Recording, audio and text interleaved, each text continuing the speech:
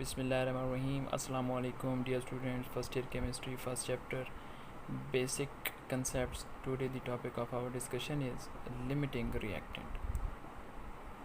Limiting reactant में दो terms का use हुआ है, limiting and reactant. Reactant that is the component which reacts to form product.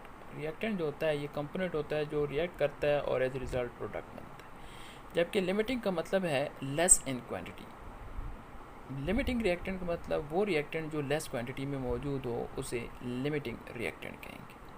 Here we will use two types of terms.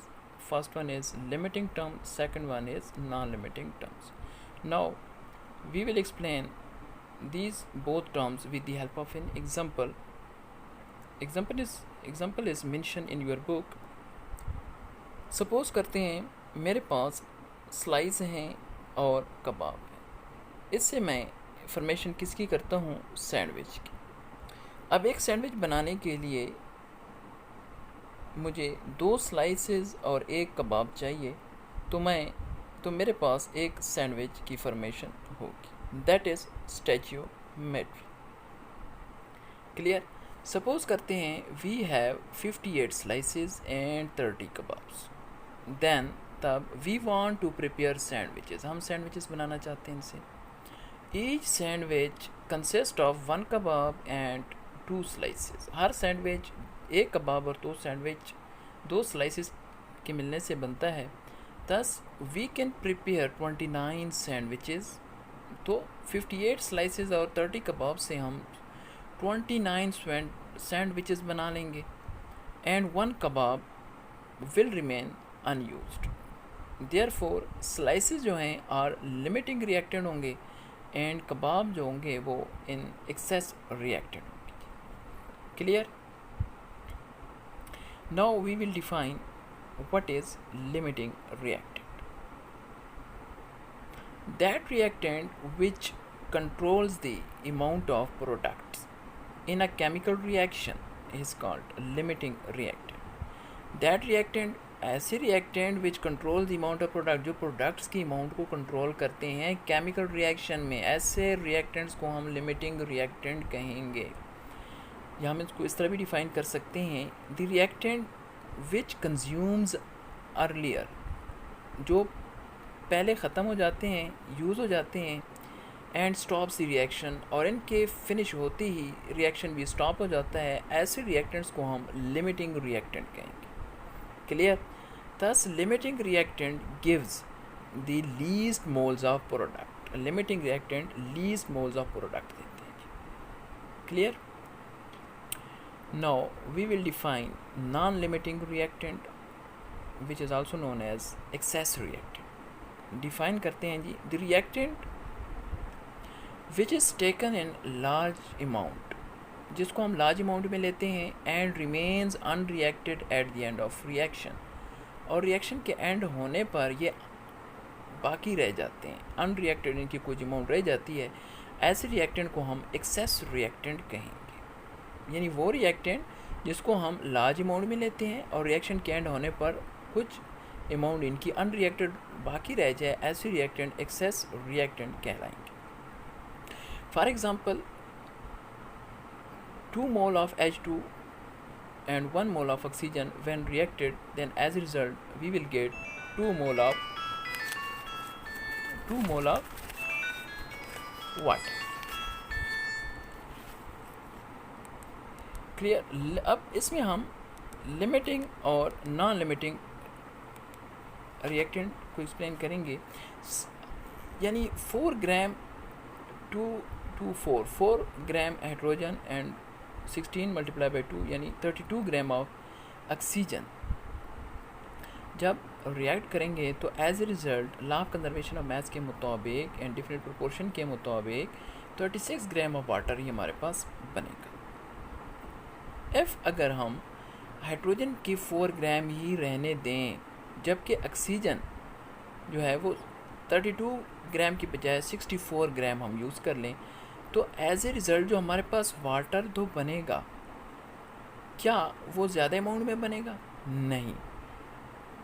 जिस तरह के पहले एग्जांपल में हमने पढ़ा था कि 4 gram of hydrogen and 32 gram of oxygen react करके 36 ग्राम ऑफ वाटर ही बनेगा। सेम यहाँ पे जो है 4 gram of hydrogen and 64 gram of oxygen, अगर हमने ऑक्सीजन की मकदार एक्सेस भी कर ली है फिर भी 36 ग्राम ऑफ वाटर ही बनेगा। इसकी क्या वजह? इसकी यही वजह है क्योंकि यहाँ पे जो हाइड्रोजन की मकदार थी वो लिमिटेड अमाउंट में थी, जो कंज्यूम होके रिएक्शन क्या हो गया जी, स्टॉप हो गया, और हमारे पास 32 ग्राम्स जो एक्सेस अमाउंट में ऑक्सीजन रहा है वो अनरिएक्टेड फॉर्म में रहेगा। So here in this case hydrogen जो है वो लिमिटिंग रिएक्टेंट कहलाएगा, जबकि ऑक्सीजन जो है जिसकी रिएक्शन के एंड होने पे कुछ अमाउंट अनरिएक्टेड रही है वो एक्सेस अमाउंट में एक्सेस रिएक्टेंट कहलाएगा। Clear? Now we will explain limiting terms and non-limiting terms with the help of second example. Nitrogen, 1 mole of nitrogen and 3 mole of hydrogen when reacted, then as a result we will get 2 mole of ammonia, यानी 2 मोल 1 mole of nitrogen यानी N2 है 14 multiply by 2 यानी 28 gram of nitrogen जब 3 to 6 gram of hydrogen के साथ react करेगा तो as a result हमारे पास 34 ग्राम ऑफ अमोनिया ही बनेगा। इफ़ अगर हम सपोज़ करते हैं कि नाइट्रोजन 28 ग्राम ही रहने दें जबकि हाइड्रोजन कोई मकदार 6 ग्राम के बजाय 30 ग्राम हम ले लें, तो हमारे पास प्रोडक्ट कितनी बनेगी? 34 ग्राम बनेगी या उससे ज़्यादा बनेगी? जी बिल्कुल, हमारे पास अगर हम नाइट्रोजन की मकदार कांस्टेंट 28 ग्राम ही रखें जबकि 30 ग्राम हम हाइड्रोजन की मकदार कर लें, बढ़ा लें, फिर भी हमारे पास जो अमोनिया की मकदार बनेगी वो 34 ग्राम ही बनेगी। इसकी क्या वजह है? क्योंकि जो नाइट्रोजन हमारे पास लिमिटेड अमाउंट में था तो ये लिमिटिंग रिएक्टेंट कहलाएगा और ये जल्दी कंज्यूम होकर रिएक्शन स्टॉप कर देगा, जबकि ये जो एक्सेस अमाउंट ऑफ हाइड्रोजन है इसको हम एक्सेस रिएक्टेंट कहेंगे क्योंकि इसकी रिएक्शन के एंड होने पर इसकी जो है काफ़ी मकदार जो है वो अनरिएक्टेड फॉर्म में मौजूद रहेगी। Clear?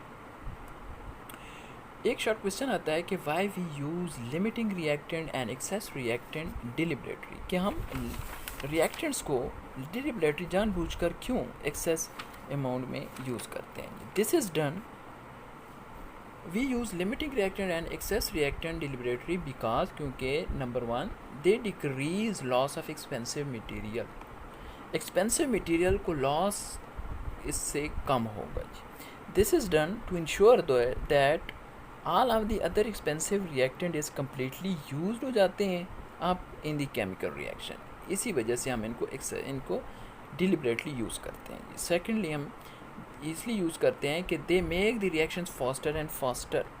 For example a large quantity of oxygen in a chemical reaction makes thing burn more rapidly. Oxygen की एक्सेस अमाउंट होने की वजह से जो केमिकल रिएक्शन में जो चीज़ें होंगी वो जल्दी बर्न हो जाएंगी। Thus, excess of oxygen is left behind at the end of reaction and the other reactant is consumed earlier. इसी वजह से जो है they make the reactions faster and faster. इसी वजह से हम इन reactants को deliberately use करते हैं जी। थर्ड वजह यह है कि they make the reactions 100% complete. इनकी वजह से रिएक्शन जो होता है वो 100% complete हो जाता है जी। Last question very important short question जो अक्सर एग्जाम्स में पूछा जाता है कि आइडेंटिफिकेशन ऑफ लिमिटिंग रिएक्टेंट कैसे की जाती है? We can identify the limiting reactants by 3 steps. Number 1, calculate the number of moles of reactant. Calculate the number of moles of reactant. देखें, अब अगर रिएक्टेंट में mass और वॉल्यूम गिवन हो तो हम mass या वॉल्यूम को number of moles में कन्वर्ट कर लेंगे और इस तरह कैलकुलेट कर लेंगे the number of moles of reactant. Secondly, find the number of moles of product with the help of balanced equation. Secondly जो है हम प्रोडक्ट में नंबर ऑफ मोल्स देख लेंगे कि कितने मोल्स बने हैं, फिर इनको हम क्या कर लेंगे जी, कैलकुलेट कर लेंगे। थर्डली कंपेयर कर लेंगे the number of moles of reactants and the number of moles of product and identify कर लेंगे दैट कि reactant which gives the least mole of product that is known as limiting reactant. जो least mole of product देगा यानी reactant और products के number of moles को compare करने के नतीजे में जब हमें पता चलेगा कि लीस्ट मोल्स ऑफ प्रोडक्ट कौन से रिएक्टेंट दे रहे हैं तो वो रिएक्टेंट लिमिटिंग रिएक्टेंट कहलाएंगे। अगर मेरा लेक्चर पसंद आया हो तो लाइक कीजिएगा, शेयर कीजिएगा, subscribe my channel and press bell icon to get new lectures. Thank you, अल्लाह हाफिज़।